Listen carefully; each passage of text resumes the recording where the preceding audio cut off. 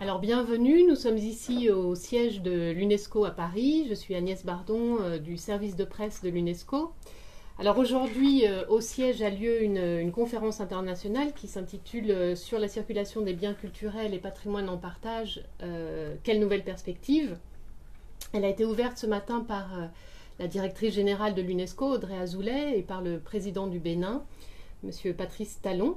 Elle réunit toute la journée des experts du monde entier, des ministres, des universitaires, des représentants des États membres de l'UNESCO sur cette question qui suscite un intérêt croissant, celle de la circulation des biens culturels. Et pour nous en parler, on a la chance d'avoir avec nous la professeure Bénédicte Savoie, qui est historienne de l'art à l'Université technique de Berlin en Allemagne. Qui est également titulaire de la chaire internationale Histoire culturelle des patrimoines artistiques en Europe 18e-20e siècle au Collège de France à Paris. Et c'est vous qui avez introduit ce matin cette conférence internationale par un discours tout à fait remarqué. Vous avez mentionné dans cette présentation qui était très riche et intéressante, vous avez rappelé que la question de la circulation des biens, de la restitution, ne se pose pas seulement depuis aujourd'hui. Elle a été largement traitée dans les années 70, notamment ici à l'UNESCO où il en a beaucoup été question. En quoi se pose-t-elle différemment aujourd'hui, si c'est le cas? Oui, c'est une très bonne question. On a l'impression, mon intervention ce matin s'appelait « Retour vers le futur ». Alors ça veut dire quoi, retour vers le futur? Dans retour, il y a le retour peut-être des œuvres d'art, la restitution. Et pourquoi vers le futur? Parce qu'il s'agit, par un éventuel geste de retour d'œuvres dans leur pays d'origine, de créer un avenir commun. C'était l'idée. Mais c'est aussi une idée d'historienne ou d'historiographe. Quand vous allez dans les archives, quand vous retournez dans les archives pour voir qu'est-ce qui a été fait avant nous, avant nos travaux actuels sur ces questions, qu'ont fait les générations passées, qu'ont fait nos parents, nos grands-parents, on s'aperçoit que beaucoup de choses ont déjà été faites. Et peut-être moins faites que pensées. Beaucoup de choses ont été pensées, donc beaucoup à l'UNESCO à la fin des années 70, avec un grand moment 78. Et les choses se passaient pas seulement à l'UNESCO entre experts, ça a passé le seuil du domaine public, puisqu'on en parlait à la télévision. Enfin, il y a eu vraiment un moment où, dans l'opinion publique française, les journalistes pensaient qu'on était à deux doigts d'un moment de restitution. On parlait de restitution à l'époque, on parlait de restitution au retour, de manière très décoincé. Aujourd'hui, on sent que vous parlez plutôt de circulation, vous dites que la circulation est devenue un sujet très actuel. C'est pas la circulation le sujet actuel. En tout cas, le sujet qui intéresse beaucoup les jeunes générations, le cinéma, les artistes contemporains, la presse, etc. C'est pas la circulation, c'est la restitution. Ou plutôt, à vrai dire, c'est la question de l'équité, de la justice, de la justesse, du partage du patrimoine mondial culturelle de l'humanité entre les différents continents et entre les pays qui ont créé ce patrimoine et qui parfois aujourd'hui ne l'ont plus pour des raisons historiques et ceux qui l'ont. Donc la question c'est que font ceux qui l'ont pour proposer un rééquilibrage géographique de cette culture mondiale et que peuvent faire ceux qui ne l'ont pas pour que ça bouge. Et c'est en train de bouger en effet. Et vous demandiez à l'instant pourquoi ça bouge. Ça bouge sûrement parce qu'il y a un mouvement dans différentes sociétés, dans le monde entier, et vraiment où il y a aussi beaucoup hors d'Europe, un mouvement populaire sur ces questions. On voit des films de Nollywood au Nigeria, des films de Jackie Chan sur ces questions. Donc il y a un vrai engouement pour le sujet, même si c'est pas un engouement d'experts. Alors ce qui a changé peut-être entre la fin des années 70 et aujourd'hui, c'est que le sujet est dans la rue. Alors, il y a un engouement, effectivement, vous avez mentionné des films qui se sont appropriés cette problématique. Mais comment, d'après vous, on peut faire évoluer les mentalités sur une question qui est restée longtemps un tabou dans les institutions culturelles et dans certains musées? On peut faire évoluer les mentalités comme dans toutes les histoires de tabous ou dans les histoires de secrets de famille. Chacun connaît ça dans sa famille, il y a un secret, la grand-mère, on ne sait pas trop avec qui elle vivait, etc. Et ça crée parfois dans les familles des choses qu'on traîne pendant des décennies, qui font des repas du dimanche pourris, etc. Et comment on fait pour décoincer ça? On en parle. Il faut en parler. Il faut parler de la face lumineuse et de la face sombre de nos musées ici en Europe. C'est-à-dire qu'on a ces musées merveilleux qui nous enrichissent, qui ont permis à nos artistes depuis Picasso et même bien avant de s'enrichir au contact avec d'autres cultures, qui a donc des musées qui ont servi de socle à la créativité de tous ceux qui avaient accès à ces musées. Oui, ça c'est le beau côté. Et on a des émotions, enfin pour ma part en tout cas, quand je vais au musée, il m'arrive d'avoir des émotions esthétiques très fortes et des moments où je suis extraite de la réalité bruyante, etc., de l'extérieur, donc des beaux moments de contemplation, etc. Ça, c'est la part belle du musée. Et puis une autre part, qui est une part sombre, qui est l'histoire de la manière dont ces collections, qui sont mises à notre disposition, sont venues à nous. Et elles sont venues à nous dans des conditions historiques qui ont été souvent des conditions historiques de dissymétrie de force. Par exemple, les uns étaient plus forts parce qu'ils étaient des colons, les autres étaient moins forts parce qu'ils étaient colonisés, et ils ont été en situation de devoir céder des objets, parfois des objets de culte, alors que normalement ils ne l'auraient pas fait. Ça peut être une asymétrie. Il y a de grandes asymétries aussi économiques. Il y a des moments dans l'histoire où certains pays ont beaucoup d'argent et d'autres en ont moins. Et les pays qui en ont vont acheter sur le marché des autres des œuvres. Ça se passe par exemple au XVIIIe siècle en Italie.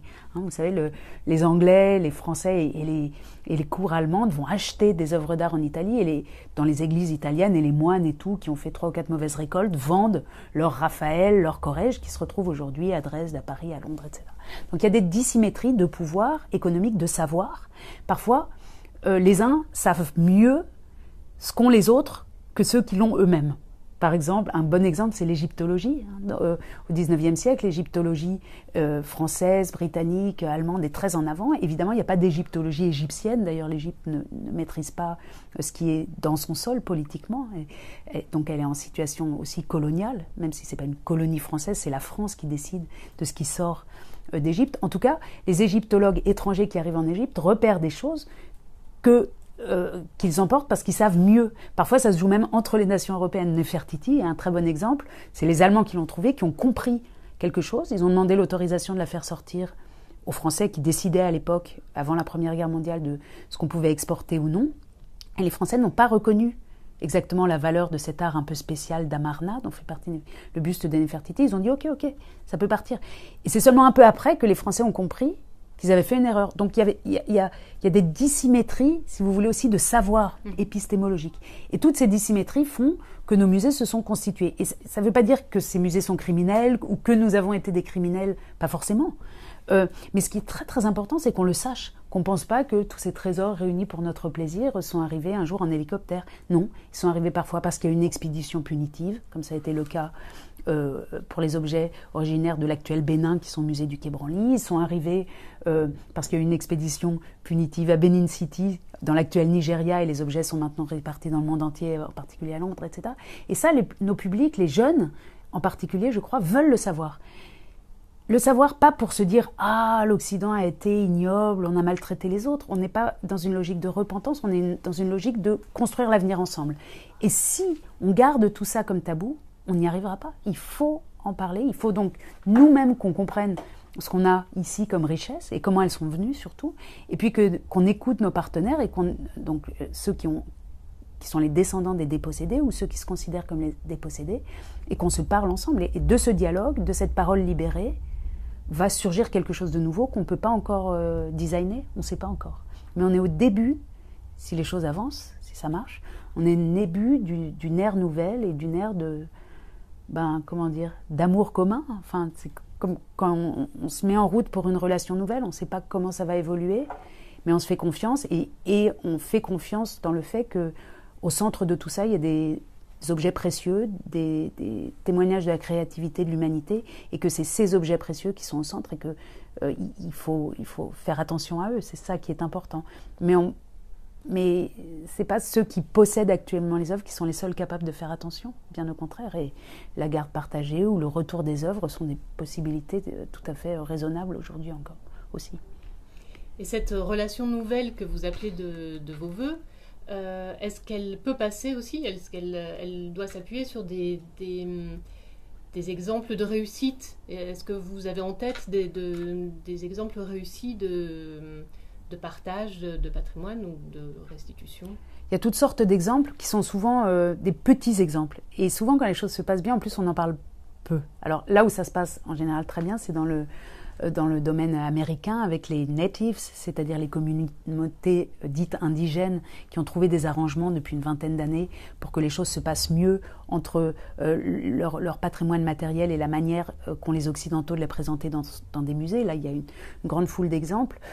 Entre l'Europe et d'autres continents, il y a eu quelques exemples. On peut penser, dans le contexte français, à la restitution des manuscrits coréens, à d'autres formes de restitution, qui ont été scandalisés, mais dont on a oublié de raconter pourquoi c'est bien. Et c'est vrai que ça vaudrait sûrement le coup de revenir sur certains cas, et le cas des têtes maoris, qui étaient des restes humains, un cas un petit peu spécial aussi, et de regarder comment ça s'est passé dans ces cas-là, mais il y a aussi l'idée qu'il faut inventer de nouveaux modèles. On ne peut pas forcément reprendre, chaque objet est individuel, chaque constellation est différente, et il faudra trouver des choses, mais ce qui est très important, des moyens adaptés à chacun, mais ce qui est très important, c'est qu'il y ait un désir honnête, sincère, assumé, d'avancer ensemble maintenant et de ne pas rester plié sur un secret qui serait le secret de famille des musées européens. Et ça, c'est un héritage partagé. Alors le secret, c'est l'héritage partagé des musées européens, si vous voulez.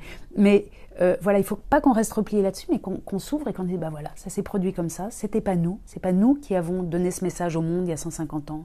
C'est pas nous qui sommes allés piller d'autres pays. Les Africains d'aujourd'hui ou les Américains du Sud d'aujourd'hui ne sont pas ceux d'autrefois.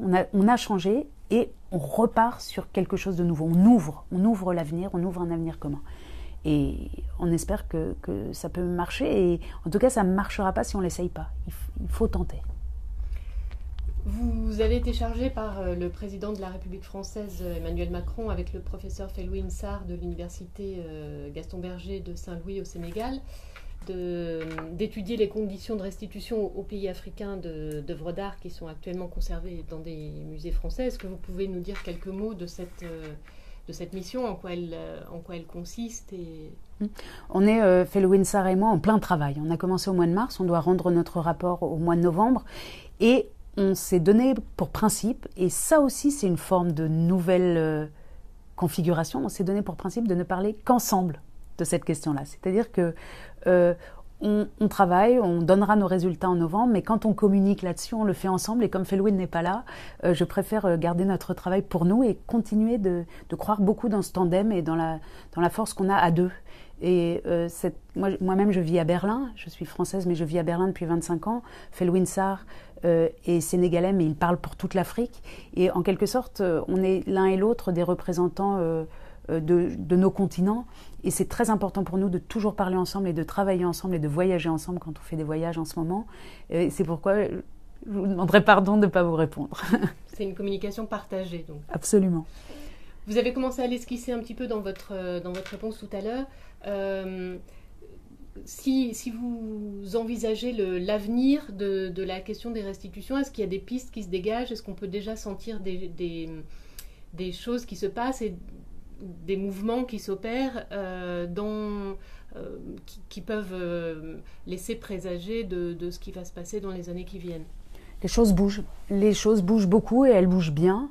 Alors c'est toujours difficile quand on rentre dans une nouvelle phase de vie en quelque sorte de savoir où on va. On le connaît par nos propres biographies. On commence ses études et on ne sait pas exactement comment ça va finir, par exemple. Ou on commence une relation et on ne sait pas où elle ira. Donc c'est difficile de vous dire maintenant où est-ce qu'on va aller. Mais là, ce qui semble être nouveau, il faut profiter de cette fenêtre historique, là, en cette année 2018, ce qui semble être nouveau, c'est qu'on sort d'un moment de non-mouvement et on entre dans un mouvement. Où ce mouvement nous mènera, donc je ne sais pas encore, mais ce qui est certain, c'est que ce serait mal de ne pas faire le mouvement. Il faut le tenter, il faut avoir du courage. C'est évidemment, après des décennies et des décennies d'immobilisme, ça demande du courage de bouger, de tenter des choses. Si par hasard ça rate, ce que je ne crois pas, ça aura été une tentative, mais il faut y aller, il faut faire quelque chose et on verra où ça nous mène. En ayant confiance, en ayant aussi confiance dans le pouvoir de la culture, le pouvoir de paix, de dialogue que la culture peut avoir. Et si ce geste symbolique de restitution permet au moins, enfin, de parler de ces choses à une grande échelle, de manière décomplexée, sans avoir peur qu'on ouvre une boîte de Pandore ou des réclamations, etc. Si on peut en parler enfin tranquillement, ce sera déjà un grand, grand pas en avant, ce sera la fin du tabou. Et c'est la parole libérée, on connaît ça dans d'autres dossiers, et c'est déjà un grand pas. Parfait, je vous remercie, c'est une belle conclusion. Je vous rappelle que vous pouvez rejoindre cette conversation sur le hashtag UNESCO pour la culture et que la conférence se poursuit aujourd'hui avec des tables rondes cet après-midi et qu'elle est retransmise intégralement en ligne.